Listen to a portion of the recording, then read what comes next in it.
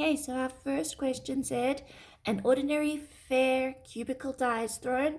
Find the probability that the score is even. So remember, a dice has 6 sides, okay, and 3 of those sides are going to be even. So for an even number, we are going to say that it is 3 over 6, okay, and try and always simplify your probability. So that would end up being 1 over 2. And you can use it as a fraction as it is, or you can also put it as a decimal point. Both get marked right. So then the second one says the probability that the score is lower than 7. Well, there's only 6 sides to a dice, so always we're going to get less than 7, which means that our probability is going to be 1.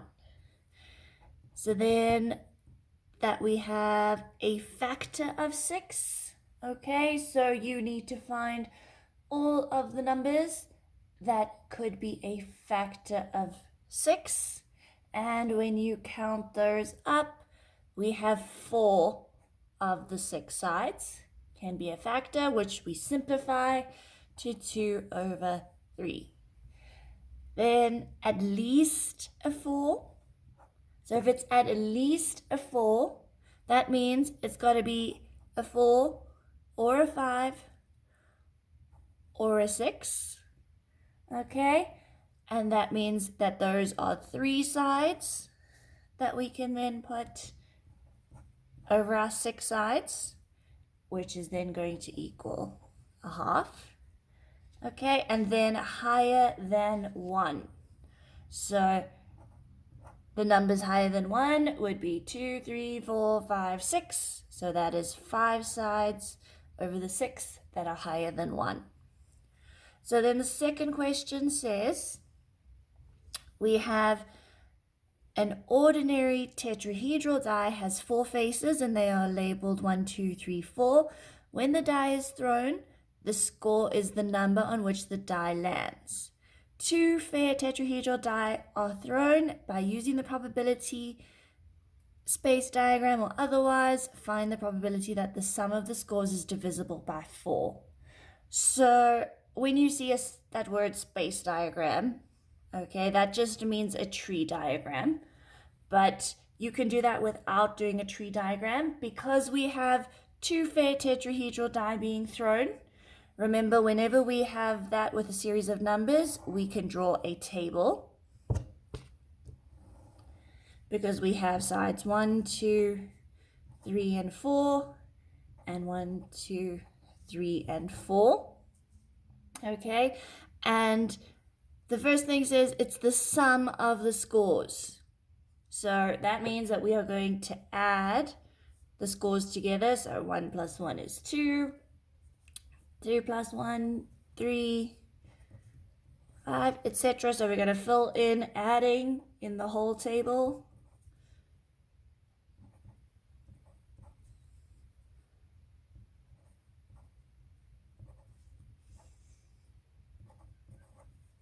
And now that we've drawn up our table, we want everywhere in the table where the number is divisible by 4. So we want to go, which numbers can we divide by 4? So we can divide 4 by 4 to get 1. So we can have all the 4s. Okay? We can't divide 2, 3, 5, 6, or 7 by 4 because then we'll get a fraction. But we can divide 8 by 4 to get 2. So those are all the numbers divisible by 4, and then there's only 1, 2, 3, 4 of them.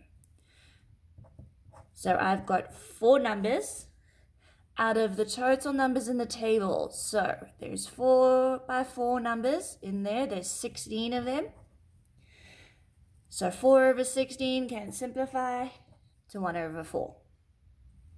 So then the next one said the product of the scores is an even number. Okay, so now we have to look at the product of the scores, which means we need to multiply them. So now we can draw another table of 1, 2, 3, 4. and 1, 2, 3, 4. And now we are going to multiply everything in the table. So now 1 by 1 is 1. Okay, so everything times by 1 is what it is. So 1, 2, 3, and 4. 2 by 1 is 2. 2 times 2 is 4. 2 times 3 is 6. 2 times 4, 8. Okay, and we carry on multiplying in the table. And now we have the product of all our numbers. And now we want where the product of the score is an even number. Okay, so now we look through our table and we find all the even numbers.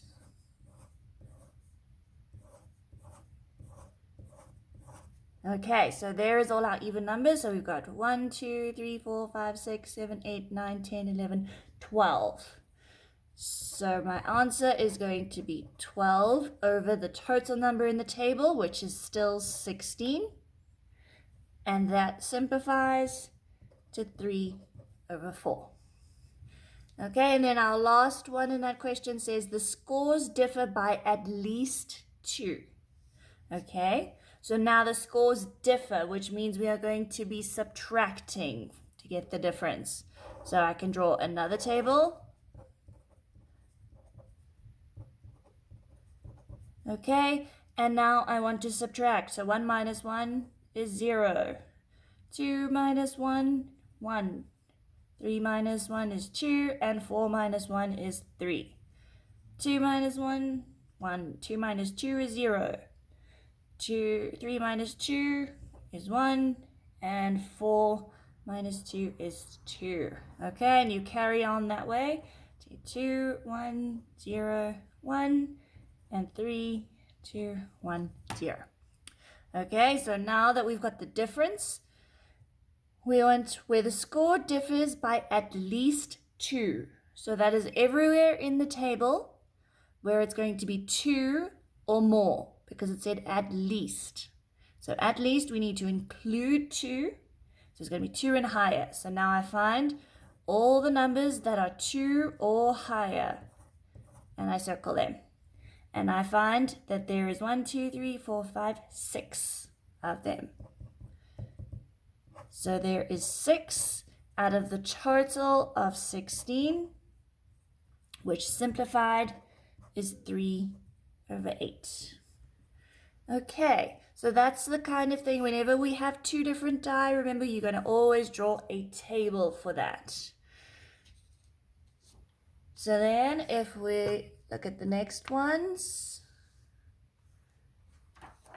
we've got a manufacturer makes pens, okay, and when the process is going well, only 2.5 of the pens are defective. Carmela buys 2 pens and by drawing a tree diagram or otherwise find the probability that both pens are defective.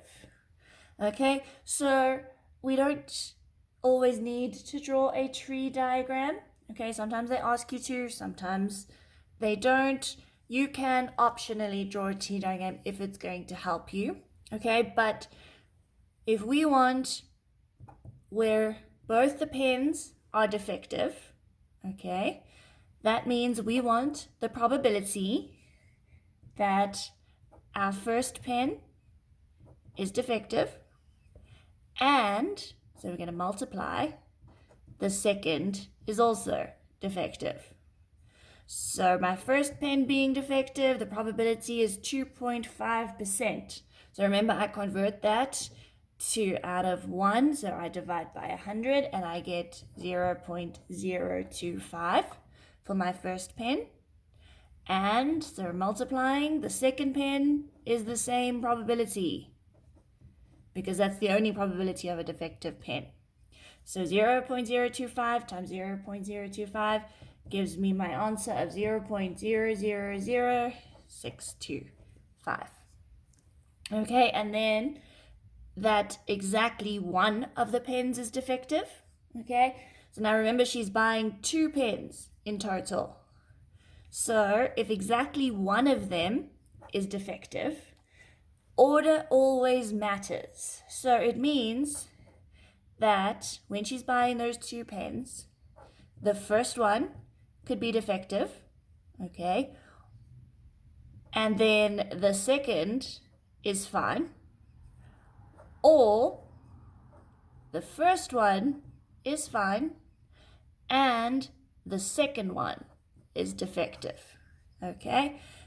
So we always have to include both orders. So there's only one defective pen, but it could be first or it could be second. So that's why we add. So if the first one is defective, it's going to be 0.25 because it's 2.5%. And so we multiply. The second one is fine. So remember, probabilities always add up to 1. So if this is 2.5%, the other one must be 97.5%. So when we convert that, it's 0.975.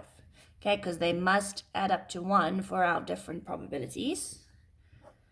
Or the first one was fine, so 0.975. And the second one was defective of 0.025. So that gives me a final answer of 0.04875. Okay, and then a box contains 20 chocolates, of which 15 have soft centers and 5 have hard centers.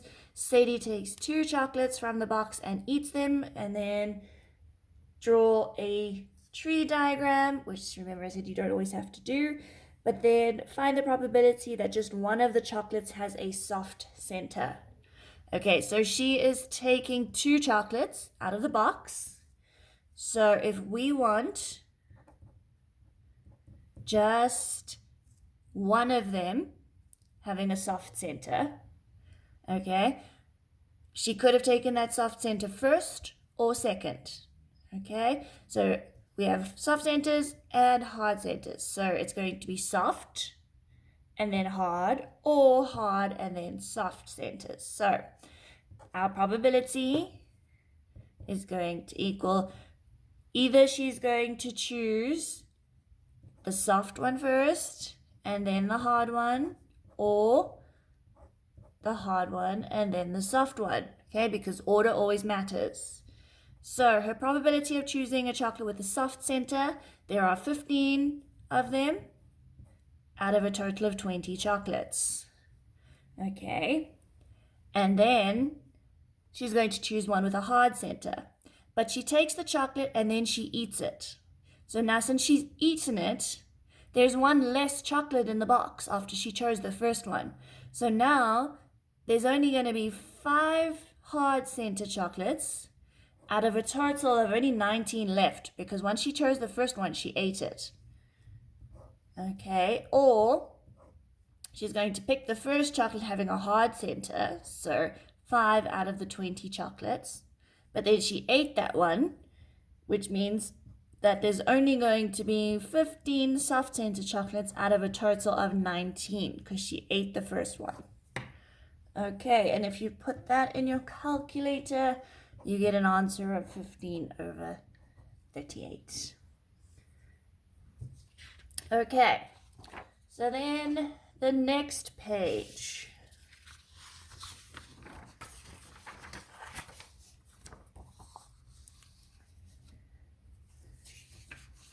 We have when Andrea needs a taxi. She rings one of the 3 taxi companies, A, B, or C. 50% of her calls are to taxi company A, 30% to B, and 20% to C.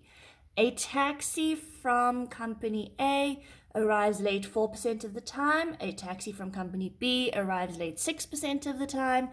And when a taxi from company C arrives late, 17% of the time. Okay, find the probability that when Andrea rings for a taxi, it arrives late. So we want the probability that her taxi arrives late, which means we got to look at all the options. So it's either going to be from company A and it arrived late. Or, so we add, from company B and it arrived late. Or from company C and it arrived late. So the chances of picking company A is 30%. So that is going to be at 50%. Okay, so that's going to be 0.5. And when she picked A, it arrived late 4% of the time. So that is going to be 0.04 because she picked A and it was late. So we multiply. Or company B was 30% of the time, so that's 0.3. And company B was late 6% of the time, so 0.06. Or company C, and C was 20% of the time, so 0.2. And it being late was 17%, so 0.17. So when you type that in your calculator, you will get an answer of 0.072. Or if you leave it as a fraction, 9/25. Okay, then there are 3 sets of traffic lights on Corinne's journey to work. The independent probabilities that Corinne has to stop at the first, second, and third set of lights are 0.4, 0.8, and 0.3 respectively. Okay, so that means the probability for the first one is 0.4. For the second one is 0.8, and for the third one is 0.3. Find the probability that Corinne has to stop at exactly 2 of the 3 sets of lights. Okay, so she has to stop at 2 of them, but we don't know which 2. So we've got to look at all our possible orders for the lights where she could have stopped. So our probability for her stopping at 2 lights, okay, is going to be that she could have stopped at the first one, not stopped at the second one, and stopped at the third one. Or she could have not stopped at the first one, stopped at the second one, stopped at the third one. Or she could have stopped at the first one, stopped at the second one, and not stopped at the third one. Those are all our possible options for just having 2 of the lights to be stopped at. So it's either 1 and 3, 2 and 3, or 1 and 2. So now we can fill in all our probabilities. So stopping at the first light is 0.4. And not stopping at the second light is going to be 1 minus the 0.8, which is 0.2. And then stopping at the third one is 0.3. Plus, not stopping at the first light is 1 minus the 0.4, so that's 0.6. Times stopping at the second is 0.8. And stopping at the third is 0.3.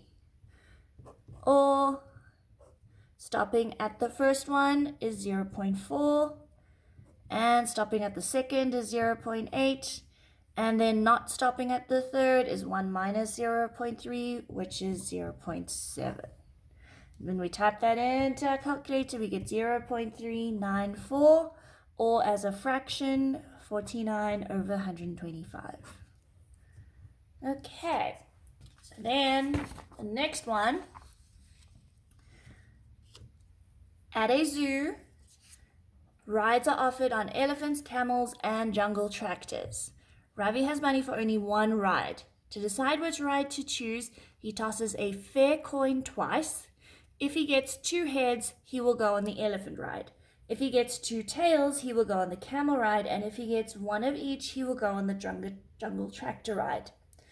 The probabilities that Ravi is frightened on each of the rides is as follows. The elephant ride is 0.6, the camel ride is 0.7, and the jungle tractor ride is 0.8. Ravi goes on a ride. Find the probability that he is frightened. Okay, so we want the probability that he is frightened. So that's going to mean either he went on the elephant ride and he was frightened, or he went on the camel ride and he was frightened, or he went on the jungle tractor ride and he was frightened. Okay, so we've got the probabilities of him being frightened on each of those, but we also need to include either he's going to be throwing the heads or the tails to get the elephant ride, the camel ride, or the tractor ride. So if he gets 2 heads, he will go on the elephant ride. So that means he has to pick heads and then go on the elephant ride. And he's frightened. Okay. Or if he gets 2 tails, he goes on the camel ride. So he would pick tails and then go on the camel ride. Or he has 1 of each and he goes on the jungle tractor ride, which means then he got heads and then tails and went on the tractor ride. Okay, so now we know what we're looking for. So now we can fill in all our probabilities. So probability of getting heads in a fair coin is going to be 1/2. Then getting heads again is 1/2. And then if he went on the elephant ride, the probability he was frightened was 0.6. Or, so we add, getting tails is 1/2. Getting another tails is 1/2. And if he went on the camel ride, he was frightened 0.7. Or getting heads is 1/2, getting tails is 1/2, and his probability of being frightened on the tractor ride is 0.8. So when we type all that in, we get 0.725 or 29/40. Okay, so then the next one, James has a fair coin and a fair tetrahedral die with 4 faces numbered 1, 2, 3, and 4. He tosses the coin once and the die twice, and the random variable x is defined as follows. If the coin shows a head, then x is the sum of the scores on the 2 throws of the die, and if the coin shows a tail, then x is the score on the first throw. Explain why x equals 1 can only be obtained by throwing tails, and show that the probability that x equals 1 equals 1/8. Okay, so explaining why x equals 1 can only be obtained by throwing tails, we're going to say, because if he throws heads, he's going to add the scores. So the smallest score has to be 2. Okay, because of adding them together. And then showing that the probability that x equals 1, okay, means that he has to flip the coin to get tails, and then it's going to be the first number that he throws. So that means to get 1, it's going to be the probability that he gets tails, and that roll was on 1. So the probability of getting tails is 1/2, and so we multiply the probability of getting 1. There's only 1 of the ones out of 4 sides, so that's going to be 1/4. So that is then going to be the 1/8 that they asked us to show. Okay.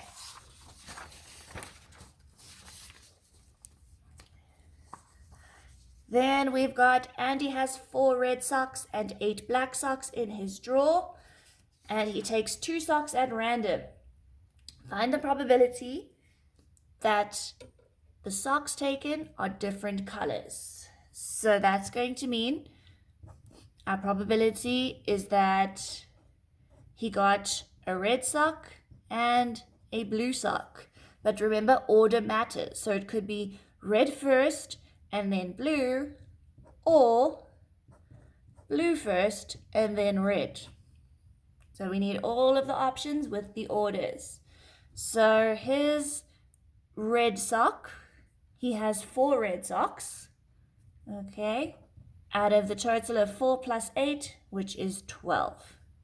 Okay. Now he's taken that one sock. So then that sock is now no longer in his drawer.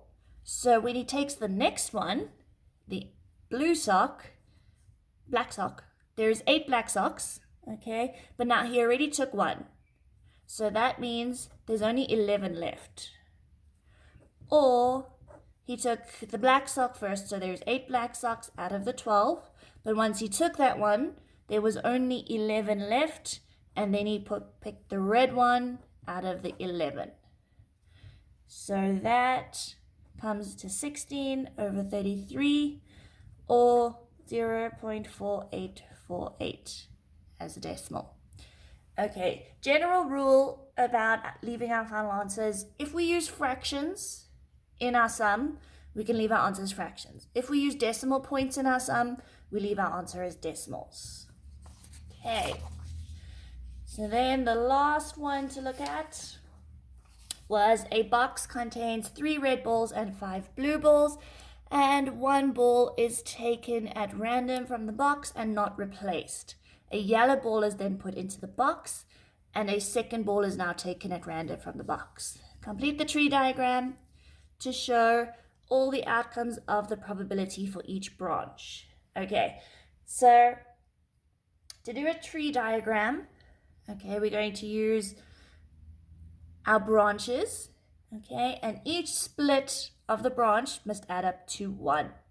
So we need to label our box contains our red balls and our blue ones, okay, and then we fill in the probability of each of those. So the red ones, there is 3 of them out of the total of 5 plus 3, which is 8. The blue ones, there is 5 of them out of the 8. So those splits add up to 1. Then in the second batch, that's a completely separate thing. So those splits must add up to 1 and those splits must add up to 1. Okay, so then 1 ball is taken at random from the box and not replaced, but then a yellow ball was put into the box. Okay, and then they chose the second ball. So in our next pick, we had red, blue, and now we also have yellow. Okay, same here. So if he picked the red one first, so from here, it was not replaced, which means now we have 1 less red one. So we had 3, but now we only have 2 left. But there's still 8 balls because we replaced it with the yellow one. He didn't touch the blue ones, so there's still going to be 5 blue ones out of the 8. But now he added the yellow one, so there's 1 out of 8. And all of those still add up to 1. Then if he picked the blue one, there was still the same amount of red ones, so there's still 3 out of 8. But now he has 1 less blue one because he didn't replace it, so now there's only 4 out of 8. And he added the 1 yellow one, so 1 out of 8. And we need to find the probability that the 2 balls taken are the same color. So that means our probability is going to be for either getting red first and then red second, or blue first and blue second, because they have to be the same color. So because they're the same, there is no order. We just have to find where they are the same. So the red one first is going to be 3 out of 8. And then getting a red one second is 2 out of 8. So now remember, the total doesn't change because we added in the yellow one the second time. If we didn't do that, then this would have been 2 over 7 because we removed one of the balls. Okay, but now we removed it and we put it back with a different one. All getting a blue one was 5 over 8, and now we removed the 1 blue one. So then the second time it was 4 out of 8 because we replaced it with the yellow. And that works out to 13 over 32, or 0.406. Okay, so that is all the answers for your worksheet.